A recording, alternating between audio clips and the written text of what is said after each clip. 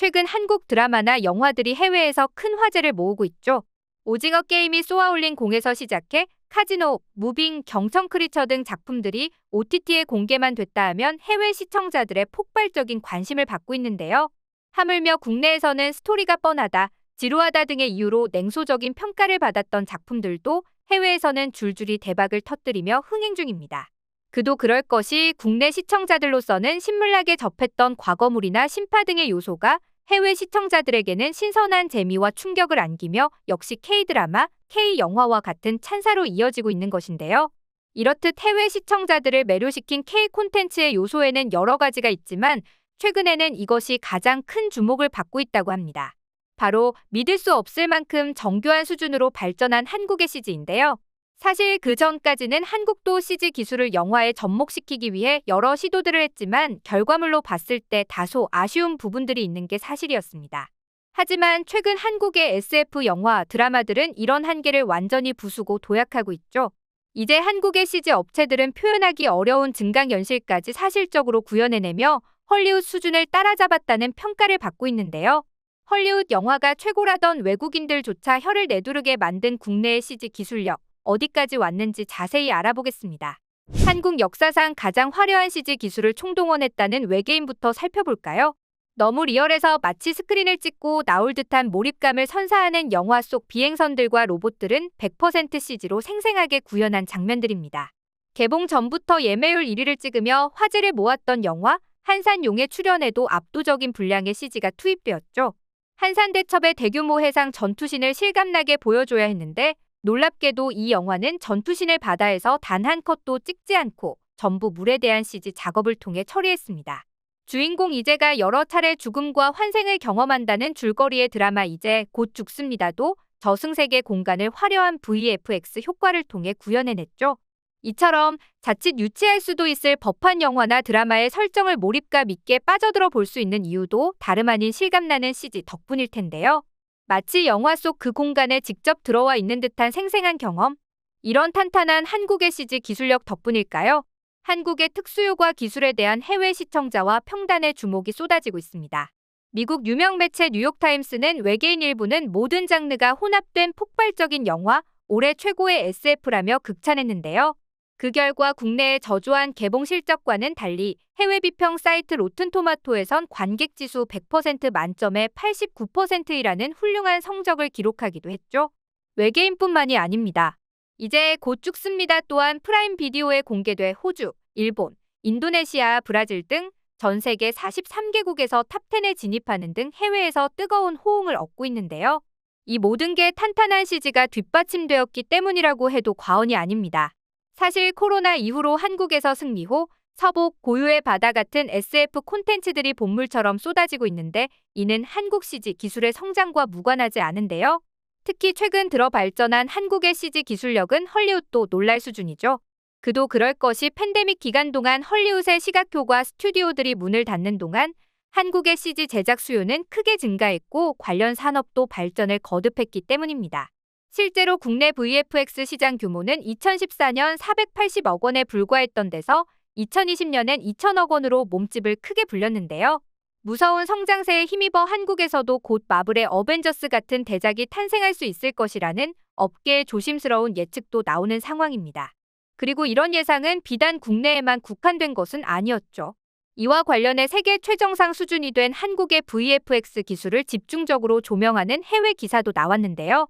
미국의 한 연예 전문 매체 더 할리우드 리포터는 한국은 어떻게 VFX 강국이 되었나라는 특집 기사를 발행해 이런 현상을 분석했습니다. 기사 내용에 따르면 에미상을 수상한 넷플릭스 데이트작 오징어 게임부터 모가디슈, 배트맨 등 흥행작에 이르기까지 한국의 시각효과 부문은 이전과 비교할 수 없을 만큼 역대 최고의 전성기를 맞이했다며 그 성공 요인에 대해 세세하게 분석하고 있는데요. 특히 영화 기생충부터 고요의 바다, 정의까지 굵직한 작품들의 특수효과를 책임진 국내 VFX 전문 회사 덱스터 스튜디오가 한국 영화 시장에서 갖는 존재감을 분석하며 놀랍도록 무서운 속도로 발전한 한국 CG 기술을 설명하고 있죠. 한편 이 덱스터 스튜디오가 특수효과를 담당한 한국의 SF 영화 승리호에 대해 해외 비평 사이트 로튼토마토에서는 할리우드 시스템 밖에서 이 정도 퀄리티의 작품을 볼 수 있다는 게 대단하다, 스토리와 세계관은 다소 진부하나 할리우드 블록버스터에 필적하는 작품이다 등의 호평이 쏟아졌는데요. 이는 특히 몇 년 전까지만 하더라도 전 세계 최고 수준으로 알려졌던 할리우드와 기술적인 측면에서는 거의 대등한 수준이라는 평가를 받고 있다는 점에서 한국 CG의 발전을 더욱 실감할 수 있는 대목이었습니다. 하지만 이쯤에서 한국의 영화, 드라마 속 CG를 계속해서 봐왔던 시청자들은 왜 이제 와서? 라는 의아함이 생길 수도 있습니다.